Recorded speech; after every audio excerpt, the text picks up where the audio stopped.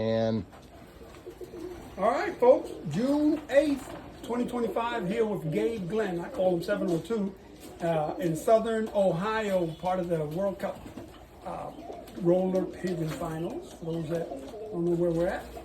So we're in Southern Ohio. I've been here before with Gabe Glenn. Awesome birds he's always had, and excited for him. He just right now he's taking the lead in the World Cup finals. So hopefully we can hold it and see how we go along the way. Gabe, tell us a little bit about yourself, how you when you started with birds, and we can find out how you got to where you're at now.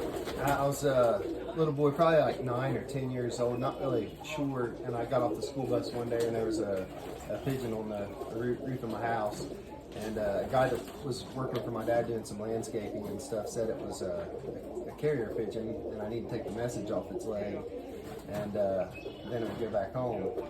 And so it was like a challenge accepted. I was trying every way in the world to catch that thing, and I knew that you could shine a light in the eye and catch them with a net at dark, so I had to wait until dark. I caught the bird, tried every way in the world to get this message off the leg. Turned out it was an NBRC band. And what year? It was a 1994 pigeon. 94. Yeah. The pigeon was. Yeah, But it so was that what year. year? Okay. Yeah. But so my mom, she said, well, you've got a cousin that raises birds, and he'd probably be able to help you find the owner. And so we loaded up one day and went to John's house. And John Bender. Yeah, John Bender. And that was the year he won the World Cup and everything. Wow. It was like walking in paradise. Man, he had all different kinds of pigeons, all different kind of chickens, ducks, geese, and that I was always into that kind of stuff. So Hooked from there. From there, he was like, "Oh, something's coming from there." I took it, pretty serious because I grew up around like cattle farmers and chicken fighters and stuff that were pretty serious about stock, and so even at a young age I knew that there was a difference between good stock and bad stock. And John mentored me as a young fella and kind of taught me how to feed and handle birds and what to look for, and I just loved it, man. I ate it up. Nice. Girls got pretty, and then next time I got out. And then the birds got for a while they take a break. Glad that you got back into it. And then that leads you to where we're at now, like in the last 5-10 years or so. What have you done that has gotten to where you're at? I just kind of kept an open mind and remembered the stuff I learned as a kid. It was real common sense. And when I got back into it, it seemed like there's stuff that, I didn't see it working. I didn't kind of follow into what everybody was doing, such as like one family and doing it this way. I just remember the way John did it to win the World Cup, and the way Joe Rowe did it to win the World Cup, and what I saw as a kid work, and I took off from those memories. I actually found all my old notes and stuff like that. So it was kind of like I just wanted to find good stock and then be able to manage them and bring the best out in them. So I'm always trying new birds, and I believe there's better if there's better pigeons out there than mine, birds that have more potential than what I'm flying, I want to obtain them and try to get the best out in them.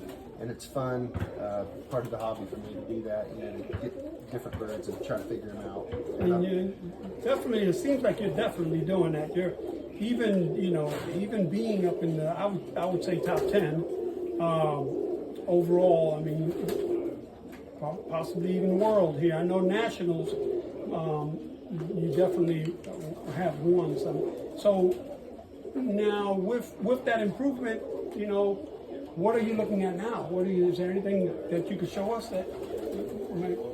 I've seen that you have something here. Can we go over to those and then we can talk about those? So. Yeah, these would be English imports from Darren Deacon. I watched interviews with Darren Deacon, and he was one of the few people that managed pigeons the way I did. Mm-hmm. And so I just felt like that he was, I was basically following the path that he'd been on. So I felt like if I ever had the chance to obtain some of his birds, it would be great. It'd be like a shortcut, because essentially, I raise a bunch of birds, but I select a group that works under the management that I have. And so I felt like if these birds have been working under that management for, 10, 15 years, then there ought to be a higher percentage of those that will come in and work under the same management that I'm using, which is basically like feeding them all they can eat meat and keeping the birds deconditioned and then flying them enough to where they get extremely strong. You flying over an hour, 2 hours, and just timing up how much fly time you fly per week to get them in a condition where they roll their best. Nice. And so you're not changing your routine. You're finding something that works. yeah, Nice. and that's I've had like if you look across the board, like I brought in a lot of birds, and I brought in birds that probably I would say on a scale of 1 to 10 would be equal to or better than the birds that I'm flying. But the thing was the management. If they manage different, then you're automatically, it's kind of like a fork in the road. You have to go one way or the other, and it's hard to to get rid of what's working. Maybe You're having get to better. change too many things, and that Yeah. makes it a little more difficult. I understand. I understand. So what you're saying. basically, a lot of what I'll do is, I'm really trying to hone in and find birds that work under my management, not necessarily the fastest rolling or the deepest pigeon. I want just the good pigeons that break well together and are clean and respectable in their performance. But I'm really looking for birds that handle the way I want them to handle. Don't sky out, don't land early, and stay pretty busy while they fly. So one of the things that you're doing again differently, but it's showing that it's still definitely working, is again you have a few different families. Yeah, I got. And so some of those families are from folks like. Yeah, the base, is the Rich Hayes Hoochies. Okay. Those were probably about the third family that I had brought in here, and those really started working. So in the beginning, I kind of graded on a curve, and I was kind of finding my management. So I was looking at what way do I handle birds to get the highest percentage of birds doing what I want, and it was like I kind of lined up with those Hoochies, and they quickly became the base. And then I got some birds from Bob Bettis, and they worked really well for me. And I started out with many of those birds. I had bought 10 pair originally from Rich, and I bought 5 pair from Bob Bettis. And so the first year I bred pigeons in 2019, I was running over 15 pair because I had some other birds as well. But I bred them a couple years. I found out what birds produce the highest percentages and got rid of everything that didn't produce the percentages I was looking for, stocked, and it was right around that Corona time, when things were shut down. So I took the breeders or the flyers that I wanted to replicate and their parents and got rid of everything else and then made what I have today. And so I just kind of continue that process. And as I'm bringing birds in, a lot of times, people will talk about, families kind of being like you have to manage this family that way or do that. To me, a good family of birds is made from good individuals. It's not necessarily you could take all the birds I raise that are closely related, and if you don't sort through them and use the right ones, they're not going to do good for you. It's a lot about raising them and sorting through them and using the better producing birds. And if they fly together on the same management, and if they compete together on the same management, there's no difference between the families. Is that your selection process? Yeah. Or is there anything else besides the flying and getting together and Yeah, you look at eye sign or nothing like that. Okay. I don't care if they're Size, physically totally yeah. different. Usually they're not. okay. Walk somewhere. So now you mentioned wheat quite a bit. Do you fly throughout the winter? Yeah, as much as I can. Working weather kind of. When it gets closer to let's say that month out or 3 weeks out, or whatever, when do you start flying on June 8th? You know what I mean? Where do you start? So doing I what? try to always know my birds, and I got these things to fly them. If there was no competitions, I'd still want to fly good kids of rollers and enjoy it. So I try to keep my birds. There's 2 ends of a spectrum. There's a point of deterioration from flying them too much, and a point of deterioration from resting them too much. Usually if I rest my birds 5 days, they'll come out maybe not kit quite as well, and they'll land different times, and so that would be like a point of deterioration. They're not at the best performance because they've rested too much. And then if I flew them, every day for so long, they could only sustain that that mental peak or that mental the drive to perform for so long, and then they deteriorate that way. So I just keep the birds kind of in between those 2 points, and I like them to fly about an hour or less. So I kind of keep them deconditioned where they're resting more. And then, How often are you flying them? Well, it just depends. Like I like 2 hours a week. Okay. So if they flew a half hour, then I'd fly them 4 times in a week. And if they flew 2 hours, I'd fly them 1 time.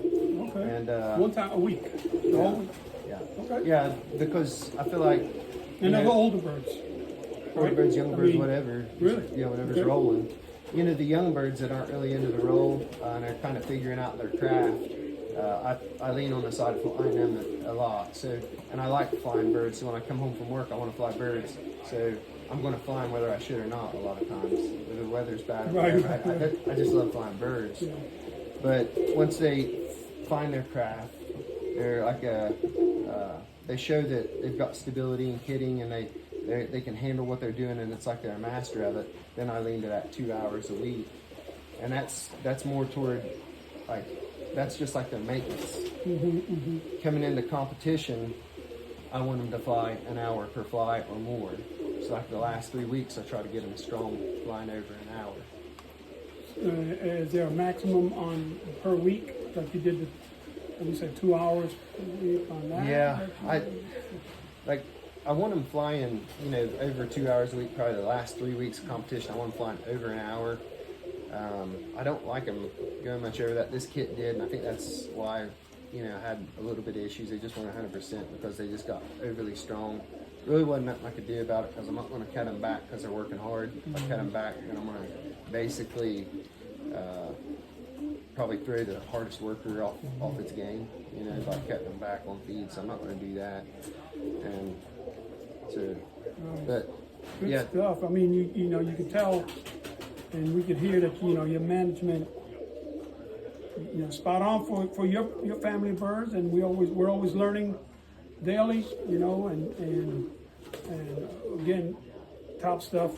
Congratulations to you, Gabe. We got this coin here, this qualification coin is pretty neat, and Thanks, congratulations to you, it. man, and for even making it, and for holding first at the time, buddy. Yeah. Congratulations. Good stuff. Thanks, man. Yep. Here we have it, folks.